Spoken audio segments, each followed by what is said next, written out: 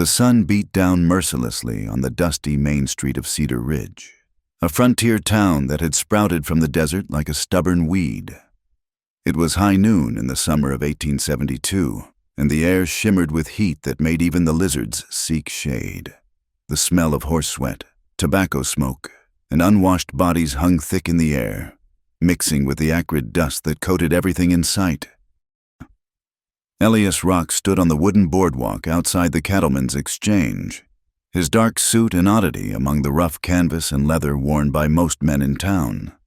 At 43, he cut an imposing figure tall, broad-shouldered, with silver threading through his black hair and a face weathered by sun and success.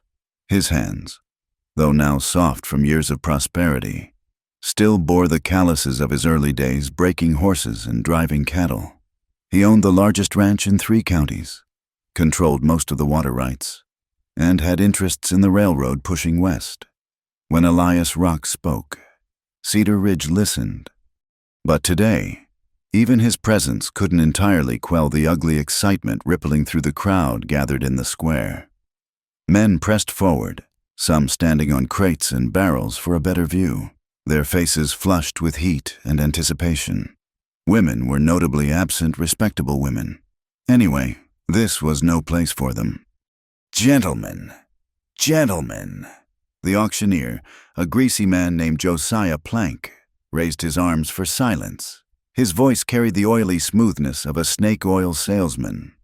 What we have here today is a rare opportunity. 5 women, all of good health and capable hands, available for purchase as household help.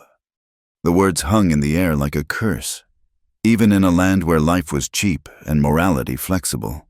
The selling of human beings sat uneasily with some, but times were hard, debts were real, and the law looked the other way when it came to certain arrangements. These weren't slaves, slavery had ended 7 years prior, but indentured servants, bound by debt or circumstance. The 5 women stood on a makeshift platform constructed from shipping crates. Each wore a rough cotton dress, and, more notably, each had her face covered by a flour sack with eye holes cut out. They stood in a line, hands bound loosely in front of them, not tight enough to cut circulation, but sufficient to remind everyone of their status. First up, Plank continued, gesturing to a tall woman on the left. We have a strong German girl, good for farm work. Elias barely listened to the prattle. He hadn't come here by choice.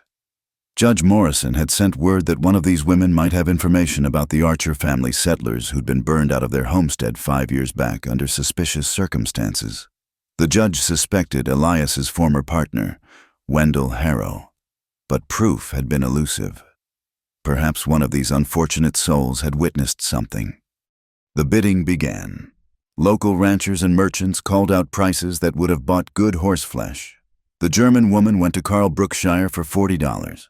The second, described as a widow from Missouri, sold for $35. As each woman was led away, Elias felt his disgust deepen. He'd built his fortune through hard work and, yes, some ruthless dealings. But this was different. He was about to leave when Plank reached the last woman. And finally, gentlemen, we have something special. Young, educated, can read and write. I'm told, came from back east originally, would make a fine addition to any respectable household. The woman stood perfectly still, smaller than the others, but holding herself with a dignity that seemed to radiate through the rough cloth covering her face.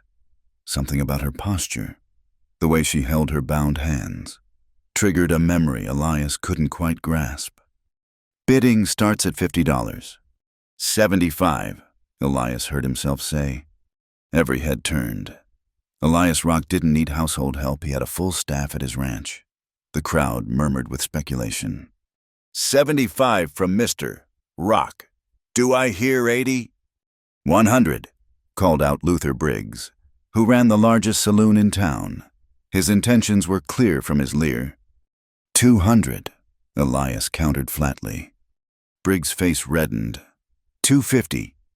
$500, Elias said, his voice cutting through the gasp from the crowd. It was an absurd sum, enough to buy a small farm. Even Plank looked stunned.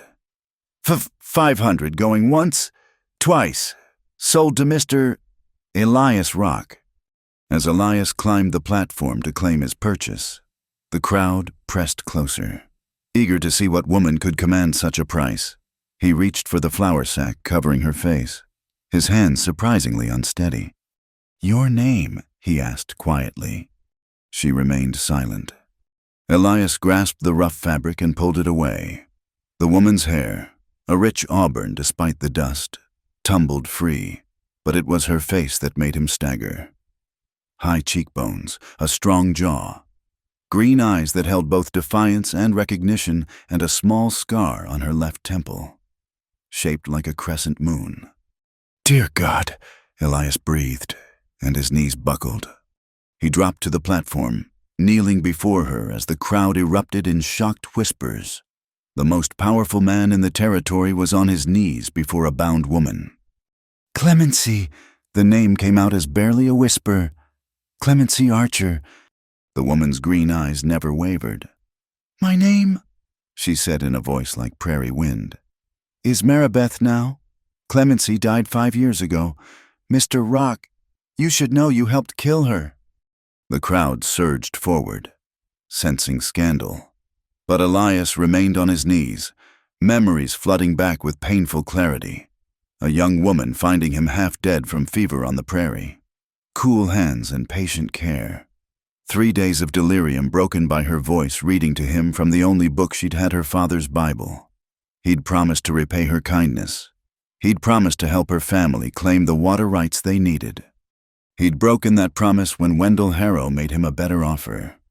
"Get up," Maribeth said quietly. "You're making a spectacle." But Elias couldn't move. The weight of his betrayal, the chain of events that followed the Archer homestead burned. Her father shot. Her mother vanished, crashed over him like a flash flood. He'd convinced himself he wasn't responsible, that Harrow had acted alone, that business was business. The woman he'd bought for $500 had once saved his life for nothing more than human kindness, and he'd repaid her by enabling the destruction of everything she loved. "Marshall?" Plank called nervously. "We have other business." "The business is concluded," Elias said, finally finding his feet. He pulled out his wallet, counted out $500 in gold certificates, and handed them to Plank. Then he turned to Maribeth. "The debt is paid." "No," she said, as he untied her hands. "It's only just begun." The crowd parted as Elias led her to his carriage, their whispers following like tumbleweeds. By nightfall, every soul in Cedar Ridge would know that Elias Rock had been brought to his knees by a woman he'd bought like cattle. They'd speculate about the history between them, embellishing the truth with wild theories. None of their stories would be as strange as the truth. As the carriage pulled away from the square, Maribeth sat rigidly beside him, her eyes fixed on the horizon. Elias wanted to speak, to explain, to beg forgiveness, but the words died in his throat. Some debts couldn't be paid with money.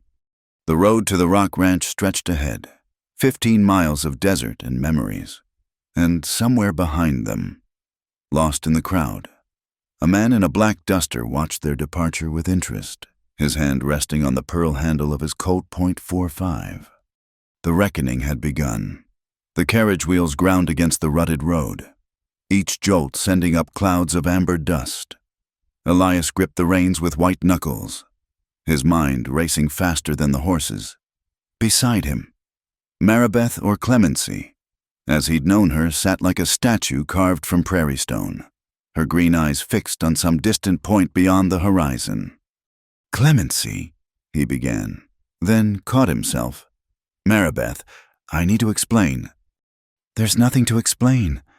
Her voice was flat, devoid of the warmth he remembered. "You made your choice. We all lived with the consequences." The memories came unbidden, sharp as cactus spines. Spring of 1867. He'd been driving a small herd to Fort Sumner when the fever took him. His men had left him for dead beside a dried creek bed, taking the cattle and most of his supplies. For 2 days he'd burned and shivered, hallucinating about cool water and his mother's hands. Then she'd appeared like a desert mirage made real. 17 years old, maybe 18, with sun-bronzed skin and capable hands. She'd been collecting herbs when she found him, her father's rifle slung across her back. "Papa will tan my hide for this," she'd muttered, but she'd loaded him onto her father's mule anyway. The Archer homestead had been modest, a 2-room cabin with a lean-to kitchen, a small corral, and the beginnings of what might have become a respectable farm. But they had something more valuable than buildings access to Sweetwater Creek, one of the few year-round water sources in the territory. For 3 days, Clemency had tended him, spooning broth between his cracked lips, bathing his fever with cool cloths, reading to him from her father's Bible when the delirium grew too strong. Her parents, Thomas and Ruth Archer, had shared what little they had without complaint. "You were different then," Maribeth said suddenly, breaking into his reverie. "Hungry, desperate, human." Elias turned to study her profile. 5 years had sharpened her features, carved hollows beneath her cheekbones. The innocent girl was gone, replaced by a woman who'd seen too much. "I tried to help your family," he said. "When I recovered, I filed the paperwork for your water rights claim." "You filed it in your name." Her words were bullets. "Oh, you promised to transfer it later, after the complications were sorted, after Wendell Harrow stopped making threats." The truth of it burned. He'd meant to keep his promise, at first, but Harrow had made him see the possibilities. With the Archers' water rights, they could control the whole valley, force the railroad to pay triple for access, buy out the smaller ranchers at rock-bottom prices. "Your father came to see me," Elias admitted, "the night before." "Before Harrow's men burned us out." Maribeth's hands clenched in her lap. "Papa told me. He said you wouldn't even open the door." The great Elias Rock, hiding behind his servants while my father begged for justice. The memory shamed him still. Thomas Archer standing in the rain, hat in hand, calling up to Elias's window. "You owe us. Rock, my daughter saved your worthless life." And Elias, fortified by whiskey and Harrow's assurances, had ordered his men to send the farmer away. "Where's your mother?" Elias asked quietly. "Ruth, did she survive?" For the first time since leaving town, Maribeth turned to face him fully. The late afternoon sun caught the scar on her temple, the one she'd gotten falling from a horse the day before she found him dying. "You really don't know?" Something flickered in her eyes, surprise, perhaps, or disappointment. "After they burned the cabin, after they shot Papa, Mama just walked away, walked into the desert with nothing but the clothes on her back. Some say she went mad with grief. Others think she had family among the Navajo. I searched for 2 years. And you, how did you survive?" She laughed, a sound like breaking glass. "Neighbors took me in at first, the Petersons. You remember them? But Harrow made sure no one kept me for long. Bad for business, harboring the daughter of a man who'd opposed him. I worked where I could, sewed, cooked, cleaned. When that wasn't enough..." She didn't finish, but Elias understood. A young woman alone in the territories had few options, each one stripping away another piece of dignity. "Last year, I made it to Denver. Thought I could start fresh, but debts have a way of following you. Mr. Rock, men who'd bought my father's obligations came calling, and here we are." The ranch gates loomed ahead, wrought iron twisted into the shape of the Rocking R brand. As they passed through, Elias saw his men stop their work to stare. By supper time, every hand on the ranch would know about the woman who'd made their boss kneel in the dust. "I'll set you up in the main house," Elias said as they pulled up to the sprawling adobe structure. "You'll have your own room, anything you need." "I'm not your guest." Maribeth stepped down from the carriage without waiting for assistance. "You bought me. Remember $500? I believe that makes me property." "That's not I didn't mean." "What did you mean, Mr. Rock?" She faced him in the courtyard. her chin raised despite her dust-covered dress and tangled hair. "Did you think you could buy absolution, purchase your way out of guilt?" Before he could answer, the front door opened. Mrs. Carmichael, his housekeeper, emerged with her usual brisk efficiency, though her eyes widened at the sight of Maribeth. "Mr. Rock, I wasn't expecting—" "Prepare the blue room," Elias ordered, "and draw a bath. Send Maria to town for proper clothes." The blue room, Mrs. Carmichael's eyebrows climbed higher. That room had belonged to his late wife, dead these past 10 years. "Sir, are you certain—" "Now, Mrs. Carmichael." As the housekeeper hustled away, Maribeth studied the grand house with its imported tiles and carved wooden beams. "You've done well for yourself. All it cost was a few lives and a young woman's trust." "Clemency, Maribeth, please. Let me make this right." "Can you raise the dead, Mr. Rock? Can you find my mother? Can you give me back the 5 years I spent running from your partner's threats?" She shook her head. "You can't make it right, but you can make it just." "What do you want?" She smiled then, and it was terrible. "I want you to remember, every day, every night. I want you to see my father's face when you count your money. I want you to hear my mother's cries when you survey your empire. I want your guilt to eat you alive, the way grief ate them." With that, she turned and walked into the house, leaving Elias alone in the courtyard with the weight of his sins. As the sun set behind the mountains, painting the desert in shades of blood and gold, a rider approached the ranch. He stopped just outside the gate, silhouetted against the dying light. The man in the black duster sat motionless for a long moment, then wheeled his horse around and disappeared into the gathering darkness. Inside the house, Maribeth stood at the window of the blue room, watching him go. She'd recognized the rider, just as she'd recognized the pearl-handled colt at his hip. Some ghosts, it seemed, were more patient than others. But patience was something she'd learned well over the past 5 years. And now, finally, she was exactly where she needed to be. The game had begun, and Elias Rock didn't even know he was playing. The road back from Cedar Ridge stretched endlessly under a copper sky. Elias had insisted on driving the carriage himself, dismissing his usual driver. Now, miles from town with only the creak of wheels and occasional cry of a hawk to break the silence, the weight of unspoken words pressed between them like a physical thing. Maribeth had refused to sit inside the covered carriage despite the dust. She perched beside him on the driver's bench, her back straight as a fence post, hands folded in her lap. The rough dress they'd given her at the auction house was already filmed with trail dust. "That scar," Elias finally said, nodding toward her temple. "You got it the day before you found me, trying to break that wild Mustang." She touched it unconsciously. "You remember." "I remember everything about those 3 days." He paused, navigating a deep rut. "You told me you were going to train horses, make your own way. Your father didn't approve, said it wasn't fitting work for a young woman." "Papa had many opinions about what was fitting." Her voice carried a bitter edge. "Fitting to trust a man's word. Fitting to believe in justice. Look where being fitting got him." They passed a cluster of Joshua trees, their twisted arms reaching toward the darkening sky like supplicants. Elias had made this journey hundreds of times, but today every landmark seemed to accuse him.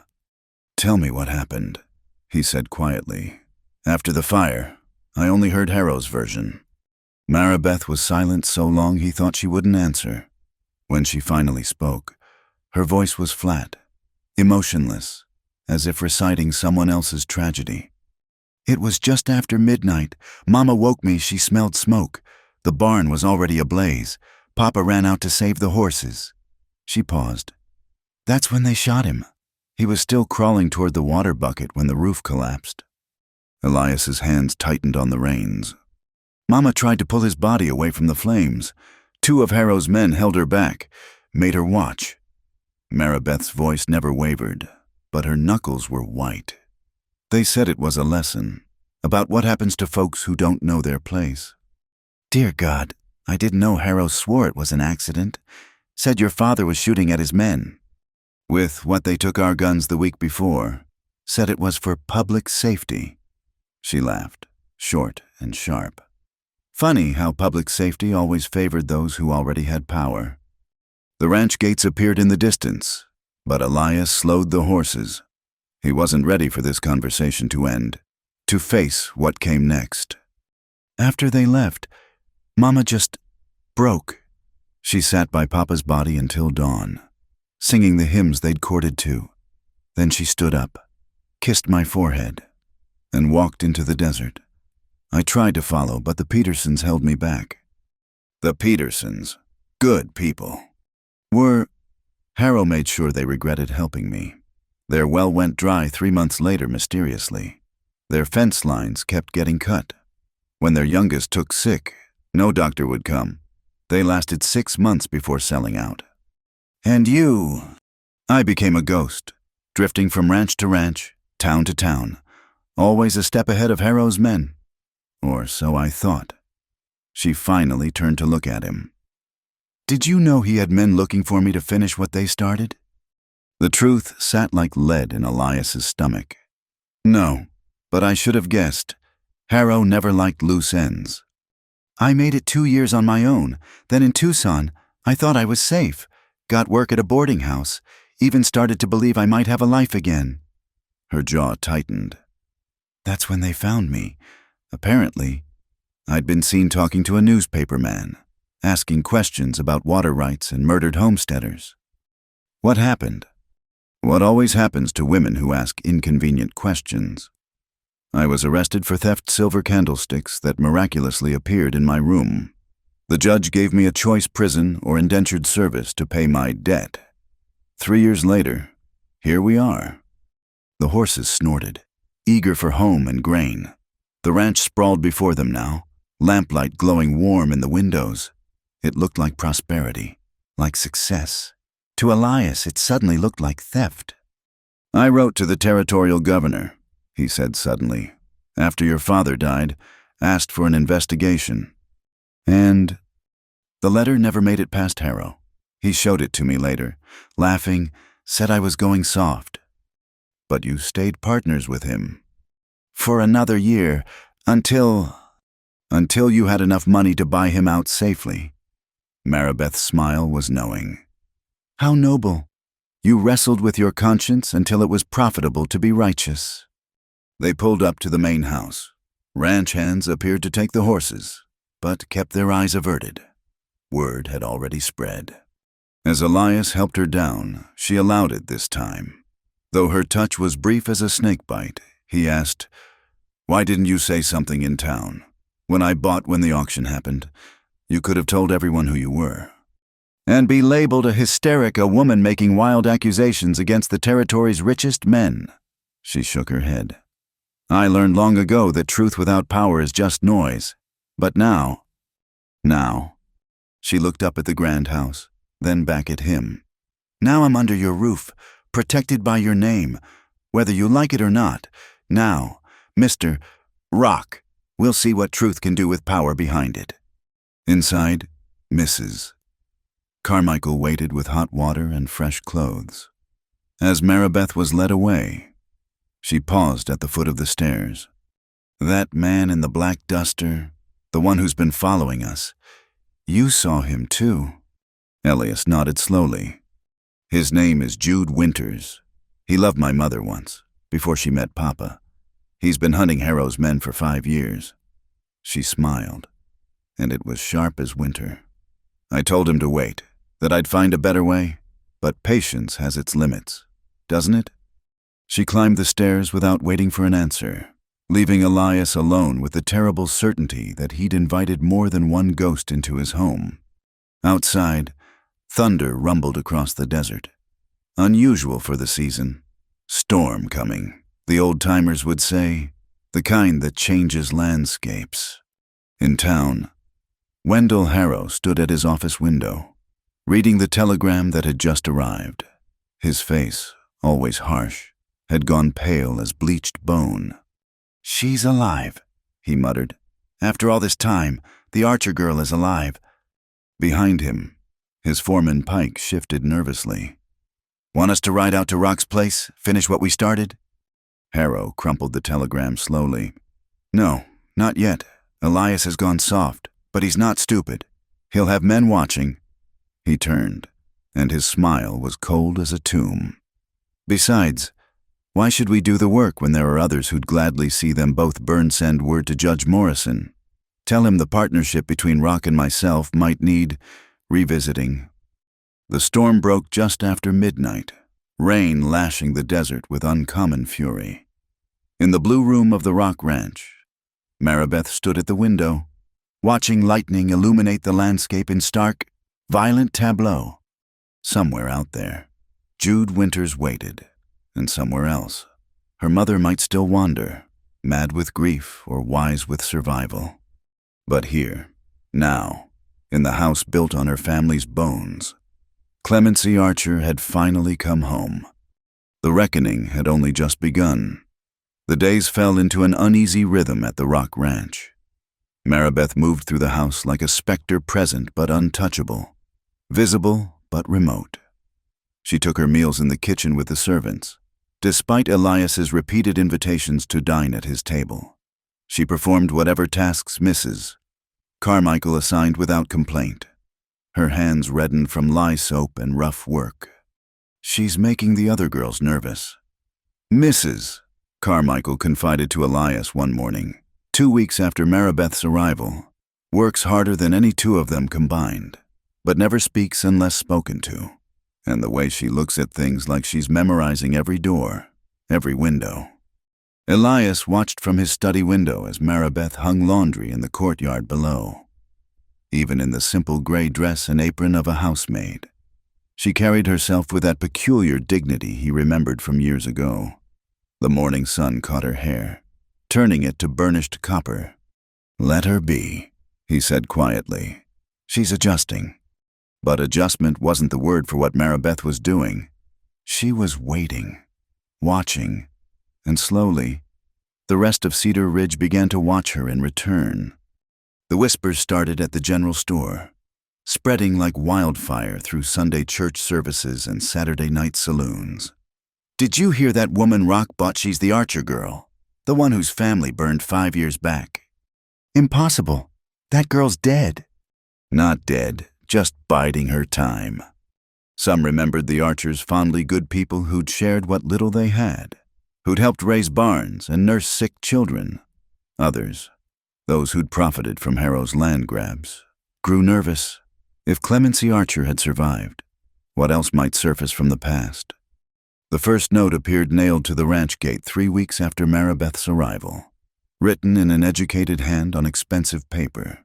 It read simply, "The dead should stay buried. A friend." Elias showed it to Maribeth that evening, finding her in the library where she'd taken to reading after her work was done. She studied it by lamplight, her face unreadable. "Friendly advice," she said, handing it back. "How considerate." This could be from Harrow, or one of his men. It's not his style. Too subtle. She marked her place in the book, one of his late wife's volumes of poetry. Harrow prefers direct action, fire, bullets. This is someone else, someone with more to lose than money. That night, a rider approached the ranch under cover of darkness. Elias, unable to sleep, saw the figure from his bedroom window, a man dismounting near the back garden, moving with purpose toward the house. He grabbed his rifle and crept downstairs, expecting trouble. Instead, he found Maribeth in the kitchen, pouring coffee for a lean man with gray eyes and worn leather chaps. The pearl-handled Colt at his hip caught the lamplight. "Mr. Rock," the stranger said without turning. "No need for the rifle. If I meant harm, you'd never have heard me coming." "Jude Winters," Elias said, recognizing him from town. "You're on my property." "He's here at my invitation," Maribeth said calmly. "We have business to discuss." "What kind of business?" Winters finally turned, his weathered face impassive. The kind that involves justice 5 years overdue. Found 2 of Harrow's men in Tucson. They were drunk, talkative. Mentioned some interesting details about the night the Archers burned. Such as how there was supposed to be 3 bodies in that fire, not just one. Winters' eyes never left Elias's face. Seems Harrow paid them extra to make sure the whole family was accounted for. They were real disappointed when the girl and her mother disappeared. Maribeth poured another cup of coffee, her hands steady. Tell him about Morrison. Judge Morrison was there that night. Not officially, mind you. Just happened to be playing cards at Harrow's place when the boys rode out. Gave them some friendly advice about making sure no witnesses survived to complicate property transfers. Elias sank into a chair. Morrison had overseen the legal transfer of the Archer water rights, had certified the family abandoned the claim, had sworn to Elias that everything was proper and legal. You have proof. Got one of them to write it all down, signed and witnessed. Winters pulled a folded paper from his coat. Course, he had some encouragement. Amazing how honest a man gets when he's looking at his own grave. You killed them. Didn't have to. Just took them for a ride into Apache territory. Let them think about their chances. They were real eager to talk after that. Elias read the confession, his stomach churning. Names, dates, details that could only have come from someone who was there, including his own name, listed as the man who'd benefit most from the Archer's removal. I didn't know, he said hollowly. I swear to God, I didn't know they planned to. Doesn't matter what you knew, Maribeth interrupted. What matters is what you did. You took our land, built your empire on our ashes. Whether you lit the match or just warmed yourself by the fire, the result's the same. A sound from outside made them all freeze. Hoofbeats. Several riders, moving fast. Winters was already at the window, peering through the curtains. 8 men, armed, coming straight for the house. Ranch hands. Not yours. I recognize Pike Harrow's foreman. Elias grabbed his rifle again. Mrs. Carmichael, get the women into the root cellar. Now! But Maribeth didn't move. She stood by the table, calm as still water, watching the door. They're not here for violence. She said, Not yet. Harrow's too smart for that. This is a message. The riders pulled up in the courtyard, their torches casting dancing shadows on the walls. Pike's voice carried through the night air. Rock, Elias, rock, mister. Harrow wants a word. At 3 a.m, Elias called back. Tell Harrow he can see me at my office. He says it's about your new house guest. Says you might want to reconsider your hospitality. Winters had moved to the back door, checking sight lines. I can take 4 before they react. Maybe 5. No. Maribeth placed a hand on his arm. Not like this. Not in the dark. Like they did to Papa. She walked to the door before either man could stop her, opening it wide. The torchlight illuminated her face, her hair like flame in the darkness. Hello, Pike, she said pleasantly. Still doing Harrow's dirty work, I see. Pike's horse shied nervously. Several of the men crossed themselves or touched protective charms. Seeing a ghost had that effect. You're supposed to be dead, Pike said finally. Disappointed you usually do better work. She stepped onto the porch, Elias and Winters flanking her. Tell Harrow I'm exactly where I mean to be. Tell him the truth has a way of surfacing, like bodies in a drought. Mr. Harrow don't take kindly to threats. Neither did my father. Look how that ended for him. Her voice never rose, but something in it made the horses stamp and snort. Run along now. Pike, before Mr. Winters decides you'd look better with a third eye. The foreman's face darkened, but he wheeled his horse around. This ain't over, mister. Harrow's got rights too. Legal rights. Legal, Maribeth repeated softly. Yes, let's talk about what's legal. I'm sure Judge Morrison would love to discuss legality. The riders thundered off, leaving silence in their wake. Inside, Mrs. Carmichael emerged from the cellar, her face pale but determined. "I'll make more coffee," she said briskly, "and perhaps something stronger for the gentleman." As dawn broke over the desert, painting the mountains purple and gold, Elias found himself really looking at Maribeth for the first time since that day at the auction. Not the ghost of his guilt, not the victim of his choices, but the woman she'd become strong, strategic, dangerous in her patience.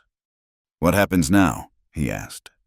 She smiled, and for just a moment, he saw the girl who'd saved his life.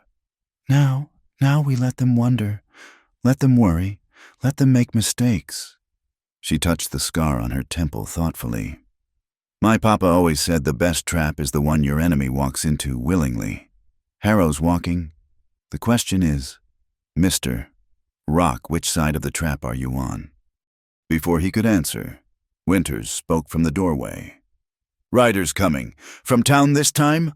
Looks like the marshal." The game was accelerating, and Elias realized with cold certainty that everyone, himself included, was just a piece on a board Maribeth had been arranging for 5 long years. The question was, would any of them survive to see the end game? The dust cloud approaching Cedar Ridge was visible for miles, a brown smudge against the morning sky that made shopkeepers close their doors and mothers pull their children inside. Everyone knew that particular shade of dust, kicked up by a dozen horses riding hard. Wendell Harrow was coming to town. He arrived just before noon, his men fanning out along Main Street like an occupying army. Harrow himself dismounted in front of the Imperial Hotel, an establishment he'd won in a poker game 3 years back. At 52, he remained an imposing figure, tall, broad, with silver hair and eyes the color of winter ice. His black coat was tailored in San Francisco, his boots from St. Louis. But the Colt .44 at his hip was pure frontier justice. "Clear the dining room," he told the hotel manager. "I'm expecting guests." Word spread quickly. By the time Elias Rock's carriage pulled up an hour later, half the town had found reasons to loiter nearby. They watched as Elias helped Maribeth down, noticed how she wore a new dress of deep green that brought out her eyes, how she carried herself like a lady born rather than a servant bought. "Quite the entrance," Harrow said as they entered the dining room. He didn't rise from his chair. "The prodigal daughter returns, though I heard you go by Maribeth now." "Mr. Harrow." Her voice was steady as she took the seat across from him. "You're looking prosperous. Crime does pay, apparently." Harrow's smile was thin. "Careful, girl. Slander's a serious offense." "Truth isn't slander." She folded her hands in her lap. "But you didn't summon us here to discuss legal definitions." "No." Harrow poured himself whiskey from a crystal decanter, pointedly not offering any to his guests. "I came to make you an offer. Both of you." Elias, who'd remained standing behind Maribeth's chair, tensed. "What kind of offer?" "The generous kind. The kind smart people accept." Harrow pulled out a leather folder. $10,000. Cash. All yours. Miss Archer, or whatever you're calling yourself. Enough to start over anywhere. San Francisco. Denver. Hell. You could go back east. Become a real lady. In exchange for your signature on this document stating that your family abandoned their claim to the Sweetwater Creek property, that any transfer of rights was legal and proper, and most importantly, that you'll leave the territory and never return. Maribeth didn't even glance at the papers. "No." 20,000. "No." Harrow's facade cracked slightly. "Don't be a fool, girl. You're playing a dangerous game with men who wrote the rules." "The rules?" Maribeth leaned forward. "You mean like the rule about not murdering homesteaders, not burning families in their beds?" "Your father drew first. My men defended themselves." "My father didn't own a gun. You saw to that the week before." The room had gone deadly quiet. Even the street noise seemed to fade. Harrow set down his glass carefully. "Prove it." That's when Jude Winters entered. He moved like smoke. Suddenly just there, his hand resting easy on that pearl-handled Colt. With him came Judge Morrison, but not walking proud like a territorial official. The judge shuffled in with his head down. His usual bluster drained away. "Judge Morrison has something to say," Winters announced. "Don't you, Your Honor?" Morrison's hands shook as he pulled out a document. I've been reviewing some old cases, found irregularities in the Archer property transfer. Serious irregularities." Harrow went very still. "What kind of irregularities?" "The kind that could invalidate the entire transfer, make it null and void." Morrison wouldn't meet anyone's eyes. "I'm recommending a full territorial investigation." "You son of a—" Harrow started to rise, but Winters' hand twitched toward his gun. Let's keep this civilized." "Civilized?" Harrow's face had gone dark with rage. "You think you can waltz in here with your tame judge and your hired gun and threaten me I own this town?" "You owned this town," Maribeth corrected.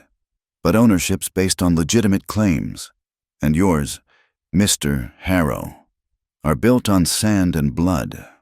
The doors burst open. Pike and 6 of Harrow's men crowded in, hands on their weapons. The dining room suddenly felt very small. "Boss?" Pike's eyes darted between Harrow and Winters. "Everything all right?" "Peachy," Harrow said through gritted teeth. "These folks were just leaving." But Maribeth didn't move. "Actually, we haven't finished our business. You see, Mr. Harrow, I don't just want justice for my family. I want everyone to know what kind of man you really are." She pulled out her own document, the confession Winters had obtained. "William Carver. You remember him, one of your men that night? He's developed a conscience. Amazing how proximity to death does that." Harrow snatched the paper, his face going pale as he read. "This is worthless. The word of a criminal. Coerced. Maybe," but combined with Judge Morrison's sudden attack of honesty, and the testimony of several others who've decided they'd rather confess than hang. Maribeth stood slowly. "Well, even bought judges can only ignore so much evidence." "You little bitch!" The words came out low, venomous. "You think you've won? You have no idea what I'm capable of." That's when they heard it, shouting from the street, the thunder of hooves. Someone screamed. Everyone rushed to the windows.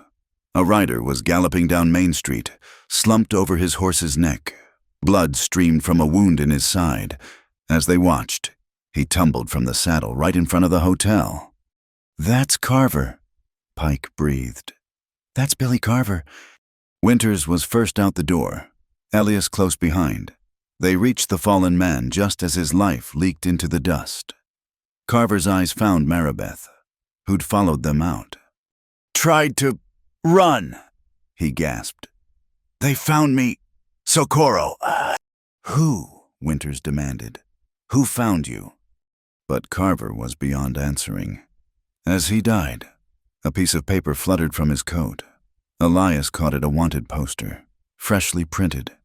It bore Maribeth's image and a single word, murderer. "Interesting," Harrow said from the hotel doorway. He'd regained his composure, his smile sharp as a skinning knife. "Seems someone killed a prominent businessman in Tucson 3 years ago. A certain Samuel Frost. The description of the killer matches you perfectly, Miss Archer, even down to that distinctive scar." Maribeth went still. "Frost was—" "The man who filed the charges against you. Who had you arrested for theft. Yes, I know." Harrow descended the steps slowly, savoring the moment. Funny how these things surface just when territorial investigators start sniffing around, almost like someone's been saving this information for the right moment. The crowd was growing now.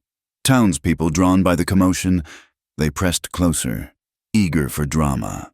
"Marshal!" Harrow called out. "I believe you have a duty to perform." Marshal Briggs emerged from the crowd, looking deeply uncomfortable. He was a good man, but he had a job to do. "Miss, I'm going to need you to come with me." "This is a setup," Elias protested. "Frost was one of Harrow's men." Maybe so, but there's a warrant, legal and proper. Briggs looked miserable. I'm sorry, Miss Archer, but it's all right, Marshal. Maribeth raised her chin. I'll come quietly. No. Winter's hand went to his gun, but Maribeth caught his wrist. Not like this, she said quietly. Not in the street, with all these witnesses. That's what he wants. As Briggs led her away, Harrow's laughter followed them. You wanted everyone to know the truth, Miss Archer. Well, now they do. You're a killer, just like you accused me of being. The only difference is, I was smart enough not to get caught. Elias watched helplessly as Maribeth was loaded into the marshal's wagon. She caught his eye just before the doors closed. Find my mother, she said. Whatever happens, find her. Then she was gone, and Main Street exploded into chaos. Men shouted, women gossiped, and money changed hands as bets were placed on whether she'd hang or escape. Through it all, Harrow stood on the hotel steps like a king surveying his domain. He'd turned the tables perfectly, transforming the hunter into the hunted. But as the wagon rolled away toward the jail, a figure watched from the shadows between buildings. An older woman, her face weathered by sun and sorrow, her hair gone gray before its time. She'd been living with the Navajo for 5 years, learning patience and planning. Ruth Archer had finally come home, and hell was coming with her. The study at Rock Ranch had never felt smaller. Elias paced behind his mahogany desk while Jude Winters stood guard at the window, watching for riders. 3 days had passed since Maribeth's arrest. 3 days of legal maneuvering that had gotten them nowhere. The murder charge was ironclad witnesses placed her in Tucson the night Samuel Frost died, and the wanted poster bore the territorial governor's seal. We need those letters, Winters said without turning from his vigil. The ones Harrow wrote to your father-in-law. Maribeth said they'd prove everything. I've torn this house apart. Elias ran his hands through his hair. Nothing.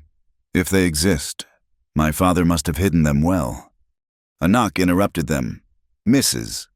Carmichael entered, her usually composed face troubled. Sir, there's a person to see you. Says it's about the Archer matter. Send them away. I'm not. It's a woman, sir, an Indian woman. She said to tell you Ruth's daughter needs her. Both men froze. Winters spun from the window, his hand instinctively checking his Colt. Elias felt his heart skip. Send her in! Quickly! The woman who entered looked nothing like the Ruth Archer he remembered. 5 years of desert life had turned her hair steel gray, etched deep lines around her eyes. She wore traditional Navajo dress, moved with the quiet confidence of someone who'd learned to survive in harsh places. But the eyes those green eyes Maribeth had inherited were unmistakable. Mrs. Archer, Elias's voice came out strangled. We thought you were dead. Many times I wished it. Ruth settled into a chair uninvited. But the people took me in, taught me patience, taught me to wait for the right moment. She studied Elias with those penetrating eyes. You've grown soft, Mr. Rock. The man who helped destroy my family now plays at redemption. I'm trying to save your daughter. Are you? Or are you trying to save yourself? Ruth pulled a leather pouch from beneath her blanket. No matter. What matters is what comes next. She laid out several yellowed envelopes on the desk. Elias recognized his father-in-law's handwriting immediately. Jonathan Prescott, dead these past 8 years, had been a meticulous record keeper. How did you... Your wife Eleanor was kind to me once. Gave me food when my children were hungry, before you arrived to make your fortune. Ruth's smile was sharp. She also liked to talk. Told me about her father's habit of hiding important papers in the old Mission bell tower. Said he didn't trust banks or safes. Elias grabbed the first letter, scanning rapidly. His blood chilled as he read. Harrow's proposition is simple. Remove the Archer family's claim and split the water rights. He assures me it will be handled quietly, but I have my doubts about his methods. Still, the profit would secure Eleanor's future. Your father-in-law knew. Ruth said quietly. He backed out at the last minute, but by then it was too late.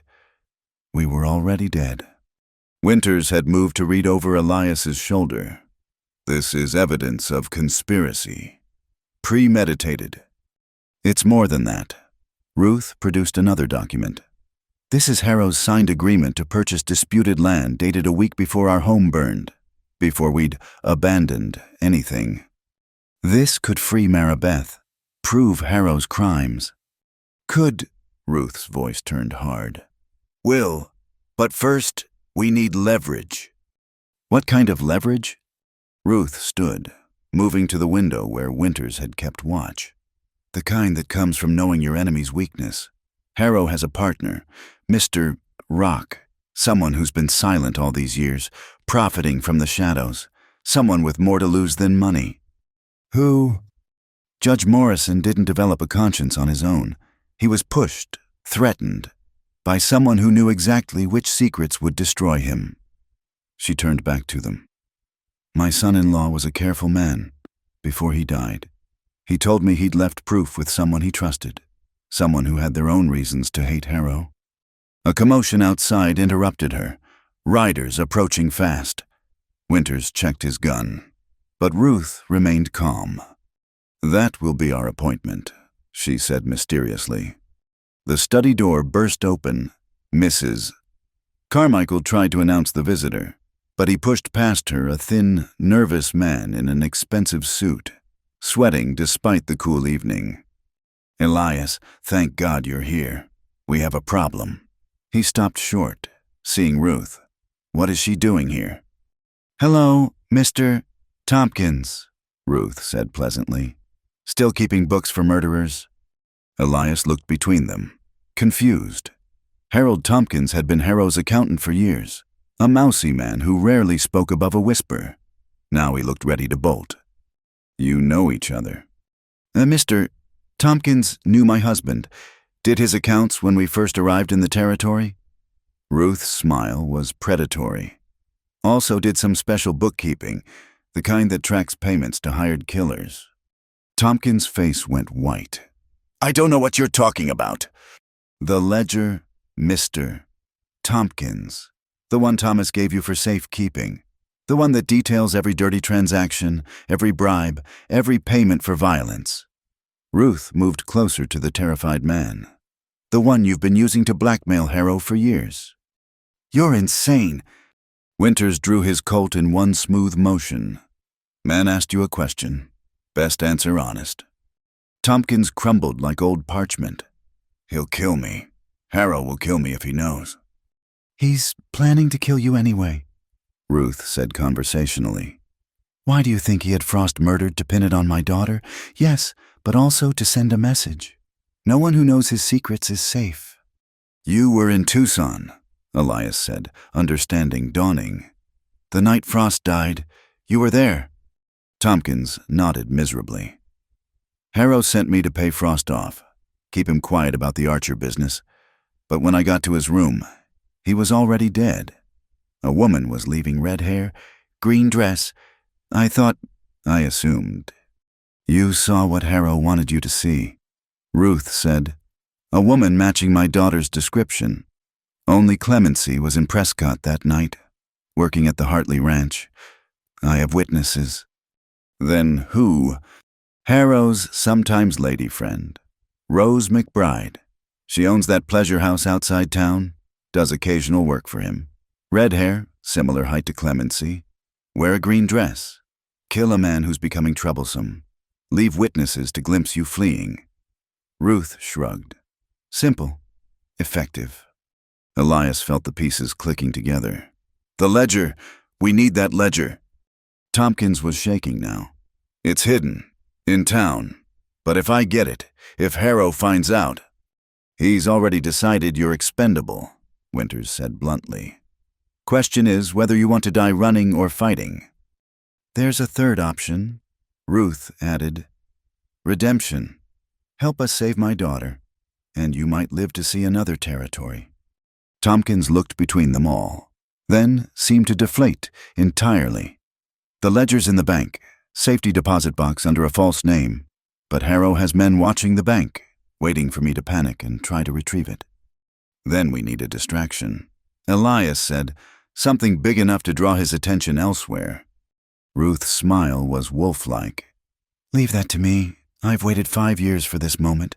A few more hours won't matter. She moved to the door, then paused. Mr. Rock, whatever you think you owe my family. This won't clear the debt. Nothing can bring back the dead, but saving Clemency. That's a start. After she left, the 3 men stood in silence. Finally, Tompkins spoke, his voice barely a whisper. There's something else in the ledger about Morrison. What about him? He didn't just take bribes to look the other way. He was there that night, at the Archer place, gave the order himself. Tompkins swallowed hard. Said it had to be done proper. No survivors to complicate the legal transfer. Winter's face had gone stone cold. Morrison ordered the killing. Harrow pulled the trigger, but Morrison gave the command. It's all in the ledger. Names, dates, amounts paid. Tompkins looked sick. I've been carrying that knowledge for 5 years. Afraid to speak, afraid to run. Elias moved to his cabinet, pouring 3 glasses of whiskey with steady hands. Then it's time to end the fear. For all of us. They drank in silence. 3 unlikely allies bound by necessity and the weight of truth. Outside, storm clouds gathered on the horizon, promising rain to break the drought. In town, in a cell barely big enough to turn around in, Maribeth sat reading her father's Bible, the only possession they'd allowed her. She didn't know her mother lived, didn't know about the ledger or the plans being made. But she knew something was coming. The very air tasted of change. And for the first time in 5 years, Clemency Grace Archer allowed herself to hope. The morning of the trial dawned gray and oppressive, with clouds hanging low over Cedar Ridge like a burial shroud. By 8 o'clock, the courthouse square was packed with people ranchers, merchants, drifters, all drawn by the spectacle of the territory's most sensational murder trial. They'd come to see Clemency Archer hang or go free, and most had already placed their bets. Inside the packed courtroom, Maribeth stood before Judge Morrison, her head high despite the shackles on her wrists. She wore a simple black dress that Ruth had somehow procured proper mourning attire. 5 years late. The crowd whispered and pointed, but she kept her eyes fixed on the flag behind the judge's bench. Before we begin, Maribeth's voice rang clear and strong, surprising everyone. I have something to say. The prosecutor, a slick man imported from Tucson, jumped up. Your Honor, the defendant can't— Let her speak, Morrison said wearily. He looked haggard, aged 10 years in the past week. Maribeth turned to face the packed courtroom. Elias sat in the front row with Winters beside him, both men tense as coiled springs. In the back, a woman in Navajo dress watched silently, her face hidden by shadow. My name, Maribeth began, is Clemency Grace Archer. 5 years ago, my family owned land by Sweetwater Creek. We had legal claim to the water rights that certain men in this room coveted. When my father refused to sell, they found another way to take what they wanted. Objection. The prosecutor was on his feet again. This has nothing to do with the charges. It has everything to do with them. Maribeth's voice never wavered. Because the man I supposedly killed Samuel Frost was one of the men who burned my family out, who shot my father as he tried to save our horses, who laughed as our home became his funeral pyre. The crowd erupted. Morrison banged his gavel uselessly, shouting for order. Through the chaos, Maribeth continued, her voice somehow carrying over the noise. I've been silent for 5 years, hidden, run, survived things no woman should endure, but I never killed Samuel Frost. She looked directly at Harrow, who sat behind the prosecutor's table, though God knows I had reason to. Lies. Harrow was on his feet. Your Honor, this is a circus. That's when the courtroom doors burst open. Harold Tompkins stumbled in, wild-eyed and clutching a leather-bound ledger to his chest. Behind him, came Ruth Archer, no longer hiding her face. The gasp from the crowd was audible. "Ruth Archer's alive." "It's a ghost! Lord have mercy!" Ruth walked down the aisle with measured steps, the crowd parting before her like the Red Sea. She stopped directly in front of Judge Morrison. "Hello, Henry," she said quietly. "Surprised to see me? You shouldn't be.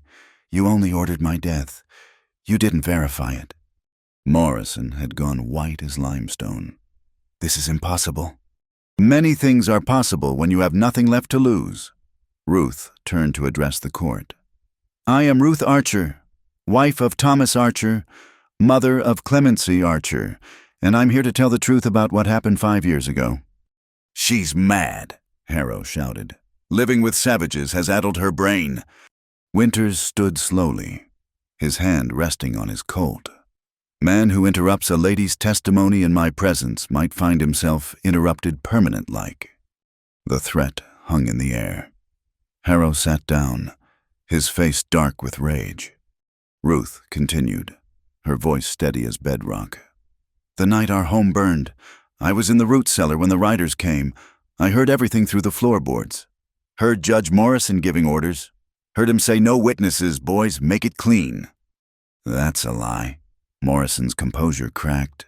"I was in town that night, playing poker at Harrow's place." "Yes, I know. You took a break around midnight, long enough to ride out and oversee the killing." Ruth pulled a singed piece of paper from her dress. "This is a page from my husband's journal. He wrote everything down that final week, the threats, the offers, the names of the men who came to pressure him, including yours, Henry." Tompkins stepped forward on shaking legs.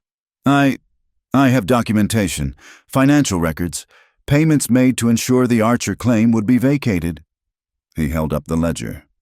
"It's all here. Every transaction, every bribe, every blood payment." The courtroom exploded again.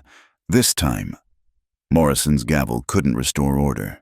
Men were shouting, women fainting, reporters scribbling frantically.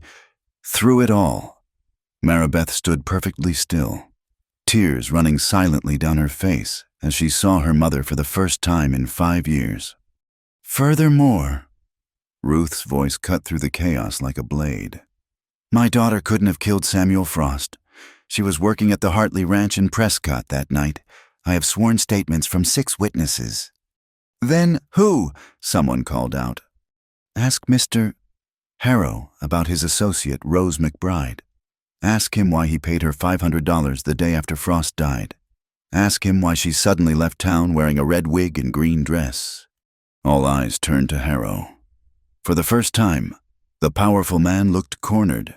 His hand twitched toward his gun, but found Winters already drawn and aimed.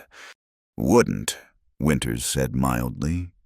Judge Morrison stood abruptly. "This court is in recess." "This court is in session until I say otherwise." A new voice commanded. Federal Marshal James Parrish strode in, his star gleaming on his vest. Behind him came 4 deputies, all armed. "Judge Morrison, you're under arrest for conspiracy, corruption, and murder. Mr. Harrow, you too. Don't make this difficult." Harrow laughed, harsh and bitter. "You think you've won? You think this changes anything I own this territory? You owned it." Elias spoke for the first time, standing, past tense. What happened next was chaos. Harrow went for his gun. Winters was faster, his Colt speaking once. Harrow spun and fell, clutching his shoulder. Morrison tried to run, but didn't make it 3 steps before a deputy tackled him. Pike and several of Harrow's men tried to fight, but found themselves outnumbered by townspeople who'd suddenly remembered their courage. Through it all, Maribeth stood at the defendant's table, watching justice finally arrive 5 years too late. When the dust settled and the wounded were carried out, Federal Marshal Parrish approached her. "Miss Archer, in light of new evidence, all charges against you are dropped. You're free to go." Ruth reached her daughter first, their embrace fierce and wordless. 5 years of grief and survival passed between them in that moment. witnessed by a courtroom of people who'd never forget what they'd seen. Maribeth finally pulled back, turning to face the crowd. The morning light through the windows caught her hair, turning it to flame, highlighting the scar on her temple. "I am Clemency Grace Archer," she said, her voice carrying to every corner of the room. "Daughter of Thomas and Ruth Archer, and I am no man's property. Not anymore. Not ever again." She walked out of the courthouse with her head high, her mother beside her. Jude Winters and Elias Rock following like an honor guard. The crowd parted, some reaching out to touch her dress like she was something holy, others shrinking back as if she might burn them with her presence. On the courthouse steps, she stopped and turned back to the watching crowd. "My father once told me that truth is like water, it always finds its level. Sometimes it takes years, sometimes it takes blood, but it always rises." She looked directly at the wounded Harrow being loaded into a prison wagon. At Morrison in shackles. "Today, the water found its level. Today, my father can rest." The clouds broke as she spoke. Rain beginning to fall. The first rain in months. It scattered the crowd, but Maribeth stood there, face tilted to the sky, letting it wash over her like a baptism. She was finally free. Not just from jail, not just from the false charges, but from the weight of silence she'd carried for 5 years. The truth had set her free, just as her father always said it would, even if freedom had come at a price none of them could have imagined. As the rain intensified, turning the dusty streets to mud, a lone rider watched from the hill above town. Then he turned his horse and disappeared into the storm, leaving only questions behind. The reckoning was complete, but somehow, everyone knew this wasn't quite the end of the story. The harvest moon hung low over the valley, painting Sweetwater Creek in shades of silver and shadow. 3 months had passed since the trial that shook Cedar Ridge to its foundations. 3 months since justice had finally caught up with the past. Elias Rock stood at the edge of what had once been the Archer homestead, now rebuilt with fresh timber and honest labor. The new house wasn't grand. Maribeth had insisted on something simple, functional, like her father would have wanted. But it stood strong against the desert wind, smoke rising from the chimney like a flag of victory. "Never thought I'd see smoke from that chimney again," Ruth Archer said, joining him. She'd traded her Navajo dress for simple ranch clothes, but still moved with the quiet grace learned during her years in exile. "Nor I," Elias admitted. He held a deed in his hands not just for this land, but for half his holdings along the creek. "I've signed it all. The water rights, the grazing land, even the mineral claims. It's more than what was taken. But it will never be enough." Ruth's voice held no anger, just truth. "You know that." "I do." They stood in comfortable silence, watching as Maribeth emerged from the house with a bucket, heading to the newly repaired well. Even in work clothes, with her hair tied back, she carried herself like a queen. The months of freedom had restored something to her, not innocence. That was gone forever, but a kind of peace. "She doesn't hate you," Ruth said suddenly. "My daughter, she could, but she doesn't. Says hate is just another kind of chain." She's wiser than her years. Pain will do that, but so will love. Ruth nodded toward the corral, where Jude Winters was working with a young horse, patient as Job. "He's been here every day since the trial. Doesn't push, doesn't demand, just stays." Elias had noticed. The gunman who'd terrorized Harrow's men for 5 years had turned into something else entirely, a quiet presence. Steady as stone. He still wore the pearl-handled Colt, but his hands were more often full of tools than weapons these days. "Think she'll have him?" Elias asked. Ruth smiled, the first real smile he'd seen from her. "My daughter will make her own choices. That's what all this was about. Wasn't it the right to choose?" A rider approached from town, kicking up dust in the evening light. As he drew closer, Elias recognized young Timothy Porter, who'd taken over the newspaper after the previous editor fled town along with most of Harrow's supporters. "Mr. Rock, Mrs. Archer." The boy reined up, breathless with excitement. "News from Yuma prison? Thought you'd want to know right away." "What news?" Ruth's voice sharpened. "Harrow's dead. Tried to escape last week. Guards shot him climbing the wall." The boy handed over a telegram. "And Morrison, they say he went mad. Keeps confessing to crimes nobody even accused him of. They've moved him to the asylum in Phoenix." Elias read the telegram, feeling nothing but a vast emptiness where satisfaction might have been. "Thank you for bringing word." After the boy rode off, they stood quietly again. Maribeth had seen the rider, was walking over with Winters beside her. The sunset painted her hair the color of fresh blood, of old fire. "Harrow?" she asked simply. "Dead," Ruth answered. "Morrison's mad." Maribeth absorbed this with barely a flicker. "Then it's over." "Is it?" Elias found himself asking. "Can something like this ever really be over?" She looked at him then, really looked, and he saw Thomas Archer's compassion in her eyes alongside her mother's steel. "No, but we can choose what to do with what remains. We can choose to build instead of burn."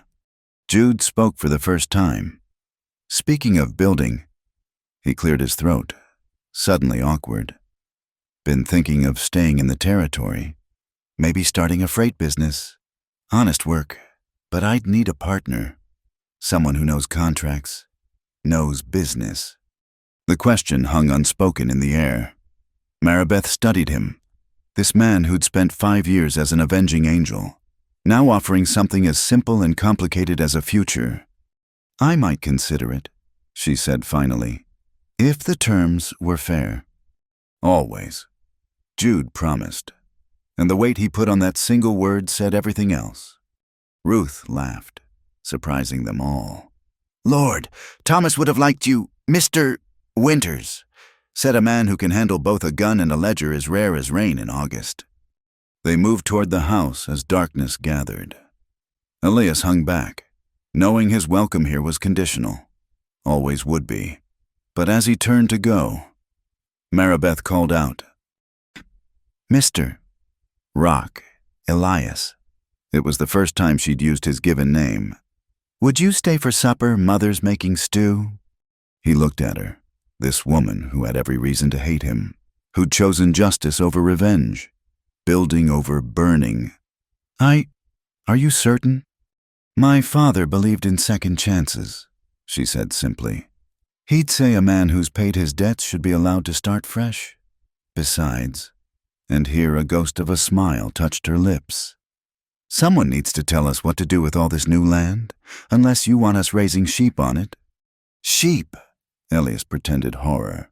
"Thomas would rise from his grave. Then you'd better stay and advise us." It was a small moment, a simple invitation to share a meal, but as Elias followed them into the house built on ashes and hope, he felt something shift in his chest. Not absolution that would never come, but perhaps the beginning of something else. Redemption earned one day at a time, one choice at a time. Inside, the house was warm and full of lamplight. Ruth bustled at the stove while Maribeth set the table. Jude stoked the fire, moving like he belonged there.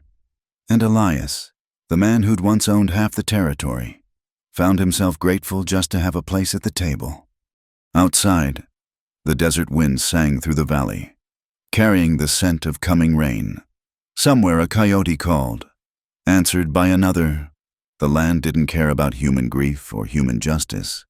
It simply endured, waited, renewed itself season after season. At the window, Maribeth paused in her work to look out at the darkness.